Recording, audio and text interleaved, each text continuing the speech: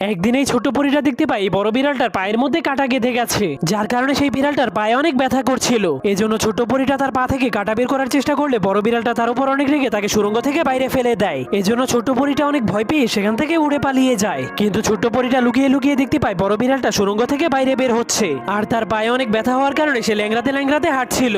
এরপর সে জঙ্গল থেকে লাল রঙের পাথর খুঁজে খুঁজে এক জায়গায় জমা করতে শুরু করে দেয়, যা দেখার পর ছোট পরীটা বুদ্ধি খাটিয়ে একটা লাল পাথরকে রশি দিয়ে বেঁধে বিড়ালটাকে দেখিয়ে দেয়। এরপর বিড়ালটা পাথরটাকে নিতে গেলেই পরি পাথরটাকে গাছের সাথে ঝুলিয়ে দেয়, কিন্তু বিড়ালটা পাথরটাকে নেওয়ার জন্য লাফ মারলেই পরি জলদি করে গিয়ে তার পা থেকে কাঁটাটাকে বের করে দেয়। কিন্তু কাঁটা বের করার কারণে বিড়ালটা প্রচুর ব্যথা পায়, যার কারণে তার মুখ থেকে পাথরটা পড়ে যাওয়ার কারণে পরি সেই পাথরের সাথে আটকে যায়। তখন ছোট্ট পরিটা অনেক চেষ্টার পরেও উঠতে পারে না, কিন্তু তখনই বড় বিড়ালটাই সে পাথরটাকে সরিয়ে অন্য জায়গায় রেখে দেয়। এরপর বিড়ালটা তার পাটাকে চাটার পর বুঝতে পারে এখন আর তার পায়ে কোনো ব্যথা করছে না, এই জন্য সে অনেক খুশি হয়ে সেখান থেকে চলে যায়। তো বন্ধুরা, আপনি কি বিড়াল পছন্দ করেন কিনা যাওয়ার আগে অবশ্যই কমেন্ট করে দিন।